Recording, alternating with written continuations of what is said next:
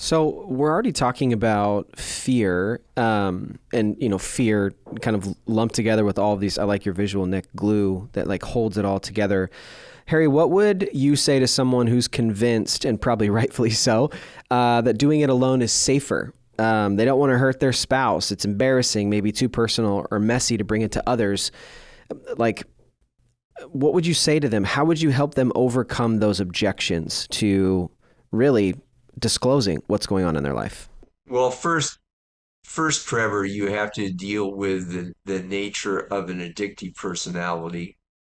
And most people who are addicts are not narcissists, but they all have narcissistic tendencies. And what you are actually describing is, I don't want to expose all my pain.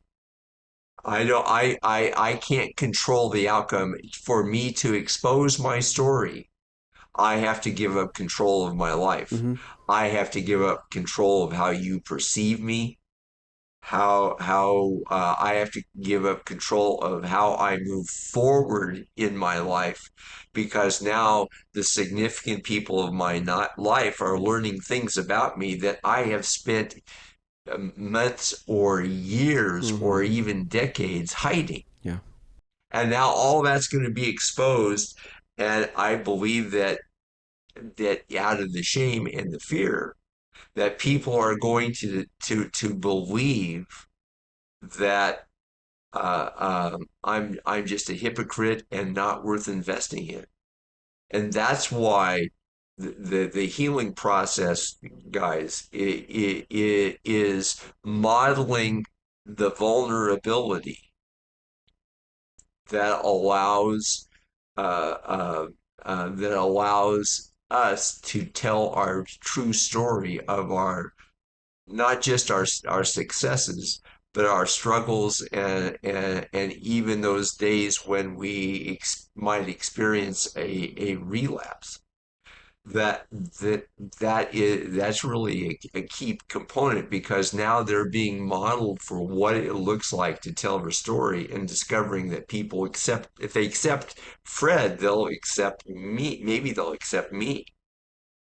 But this is about self-protection and not really about protecting their wife or their Yeah. kids, because their wife and their kids are already paying the price Yeah. for the secret life they've been living, because he's moving emotionally further and further away from his kids because he has to protect his secret. Yeah, so good. I mean, the idea that we're driven by fear, and that fear sometimes is what we're playing out the story. Like, man, if I start to tell people about my struggle, then everyone will know everything, and I'll lose my reputation, I'll lose my career, my family will reject me, my church will reject me, and all this fear of what might happen keeps us, because we can't do everything, we don't do anything. And it's like, well, no, maybe we're going too far down the road. Let's just think one step at a time. Like, who is one safe person that you could open up with and be real? And then from that relationship, could that turn into the one group where I'm learning to be real, and over time moving out of my isolation, versus if we think,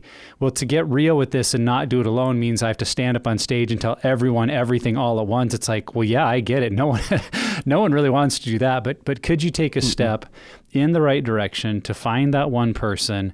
And the other thing I thought about, a lot of psychologists, human behavior, the people who study human behavior say that in life, things either move from easy to hard or hard to easy. That if we continue to choose the easy way out, over time, it's actually going to get much harder. Like with our health or a diet and exercise. If we always do what's easy, over time, we're going to have to do some really, really hard things because we didn't take care of our health.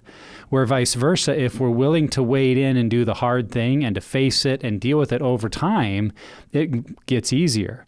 And that's kind of what I think is happening in this equation. If we're saying it's too messy, I don't want to tell people, it's like saying I want to keep taking the easy way out. But the reality is, at some point, it's going to get a whole lot harder. It's going to move from easy to hard. And we need to recognize I'm making a choice, in a sense, to delay and amplify the hard nature of dealing with this. It's not going to go away. And so I'm just pushing it further and letting it get bigger, versus saying, boy, if I'll wade in and tackle it now, I can actually start to move towards health and getting better and having it in a sense, get easier in my life. Well, and I'm sure, Harry, you experienced this in the counseling setting, that telling someone or encouraging them, with information oftentimes is, like that doesn't necessarily break through the fear. I think there is an aspect here of telling our stories and how powerful that can be, where, no, let me tell you what happened to me. Let me tell you about my addiction and how I isolated and the damage that I caused. But then I found healing when I finally broke free of that isolation and I let other people in and I started to experience healing. I feel like that is a far more effective approach than just telling someone, oh, you're broken and you need to fix it, or you need to do this or need to do that.